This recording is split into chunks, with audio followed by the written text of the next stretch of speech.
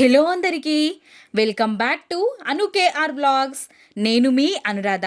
ఈ రోజటి రెసిపీ వచ్చేసి చికెన్ కర్రీతో పాటు రాగి సంగటిని కూడా చూపించబోతున్నాను. పర్ఫెక్ట్ రాగి సంగటి మనకి రావాలి అంటే ఈ విధంగా ట్రై చేయండి. తింటూ ఉంటే అబ్బా టేస్ట్ మాత్రం అమోఘం, చాలా బాగుంటుంది.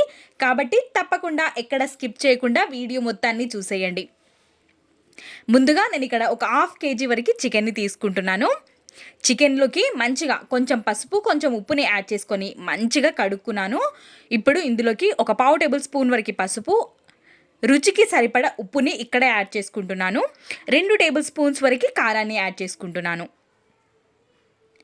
ఫ్రెష్గా పట్టి పెట్టుకున్న అల్లం వెల్లుల్లి పేస్ట్ని ఒక స్పూన్ వరకు యాడ్ చేసుకోవాలి. ఇప్పుడు ఇందులోకి ఒక కప్పు వరకు పెరుగుని కూడా యాడ్ చేసుకోవాలి. ఇది సుమారు ఒక 3-4 టేబుల్ స్పూన్లు మాత్రమే. 2 టేబుల్ స్పూన్స్ వరకు ధనియా పౌడర్ని యాడ్ చేసుకొని మంచిగా మిక్స్ చేసుకోవాలి. మనం వేసుకున్న కారం ఉప్పు అన్నీ ముక్కకి పట్టే విధంగా కలుపుకొని ఒక 10 నుండి 15 నిమిషాల పాటు పక్కన ఉంచుకోవాలి. ఇప్పుడు ఒక కుక్కర్ గిన్నెని తీసుకొని ఇందులోకి ఒక కప్పు వరకు నేను రేషన్ బియ్యాన్ని యాడ్ చేసుకుంటున్నాను. మీరు నార్మల్ బియ్యంతో కూడా చేసుకోవచ్చు. 2 సార్లు నీట్గా కడుక్కొని 1 కప్పు బియ్యం తీసుకున్నాను కాబట్టి 2.5 కప్పుల వరకు వాటర్ని యాడ్ చేసుకుంటున్నాను.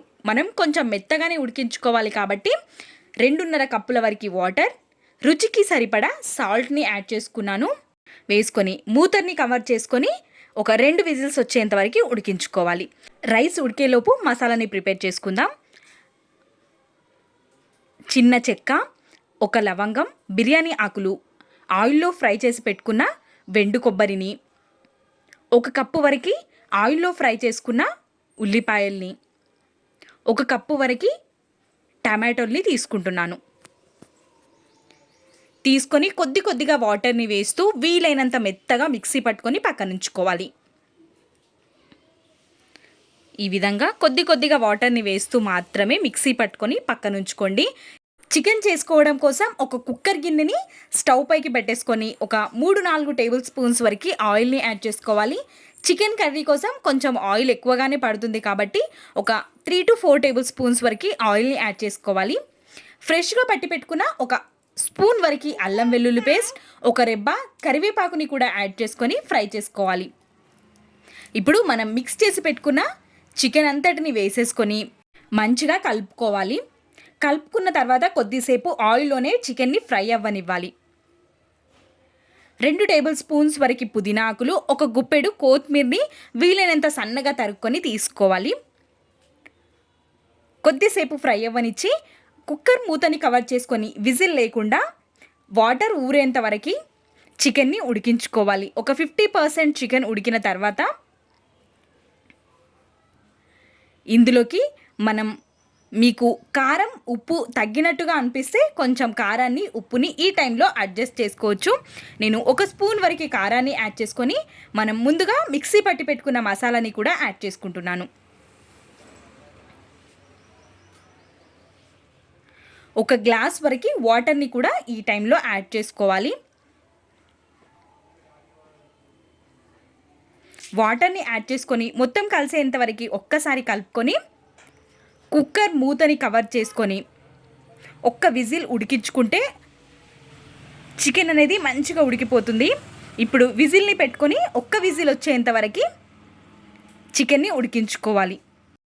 1 విజిల్ వచ్చిన తర్వాత స్టవ్ ఆఫ్ చేసుకొని పూర్తిగా చల్లారిన తర్వాత కుక్కర్ గిన్నెని ఓపెన్ చేసుకొని ఒక సగం చెక్క నిమ్మరసాన్ని కూడా వేసుకొని మంచిగా ఒక్కసారి కలుపుకొని సర్వ్ చేసేసుకోవడమే. వేడిగా రాగి సంగటిలోకి తింటే టేస్ట్ మాత్రం చాలా బాగుంటుంది. ఇప్పుడు రాగి సంగటి ఏ విధంగా ప్రిపేర్ చేయాలో చూసేద్దాం. చికెన్ ప్రిపేర్ చేసుకునే లోపు రైస్ కూడా ఉడికిపోయింది.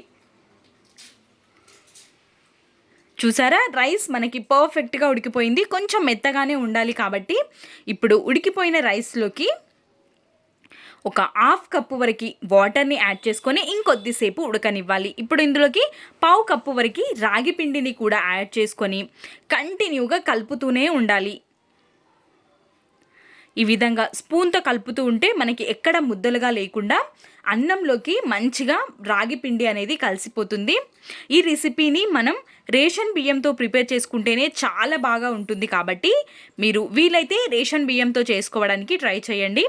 ఈ విధంగా అందరింట్లో ఈ విధంగా పప్పు గుత్తి ఉంటుంది కదా, స్మాషర్ కానీ ఈ విధంగా ఏదైనా ఉంటే పప్పుని ఏ విధంగా అయితే మనం రుబ్బుకొని తీసుకుంటామో అదే విధంగా మొత్తం ఈ విధంగా మిక్స్ చేసుకోవాలి. కొద్దిసేపు కంటిన్యూస్గా చేసుకుంటే దగ్గరికి వచ్చేస్తుంది. కంటిన్యూస్గా ఒక 3 to 4 minutes నాకు కలిపితే ఈ విధంగా అయిపోయింది.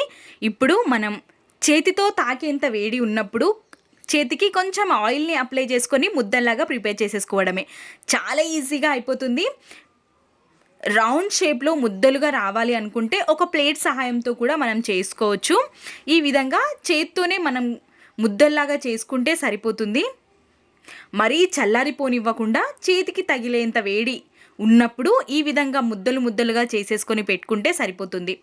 ఈ విధంగా మనం రౌండ్గా రావాలి అనుకుంటే ఇంకొక ప్లేట్ సహాయంతో మనం చేతికి కొంచెం ఆయిల్ని, ప్లేట్కి కొంచెం ఆయిల్ని అప్లై చేసుకొని ఈ విధంగా ముద్దలుగా ప్రిపేర్ చేసేసుకొని సర్వింగ్ ప్లేట్లోకి పెట్టేసుకోవడమే.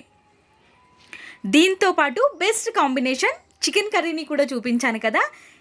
ఈ విధంగా చేసుకొని తింటే బలానికి బలం, రుచికి రుచి చాలా బాగుంటుంది.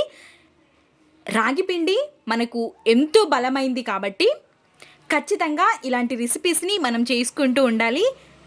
ఈ విధంగా గనక మనం రాగి ముద్దలోకి మధ్యలో చికెన్ కర్రీ వేసుకొని తింటే టేస్ట్ మాత్రం అమోఘం, చాలా బాగుంటుంది. కాబట్టి తప్పకుండా ట్రై చేయండి. మీరు ట్రై చేసినట్టయితే ఈ రెసిపీ మీకు ఎలా కుదిరిందో మీ వాల్యుబుల్ ఫీడ్బ్యాక్ని కమెంట్ సెక్షన్లో నాతో షేర్ చేయడం అస్సలు మర్చిపోవద్దు. ఇలాంటి మరెన్నో రెసిపీస్ మన ఛానల్లో ఉన్నాయి. జొన్న పిండి రెసిపీస్ కూడా చాలానే ఉన్నాయి కాబట్టి కావాలి అనుకున్న వాళ్ళు డిస్క్రిప్షన్లో లింక్స్ ఇస్తాను. తప్పకుండా ఒక్కసారి చూసేయండి, మీకు కూడా ఖచ్చితంగా నచ్చుతాయి. Thanks for watching. Bye bye.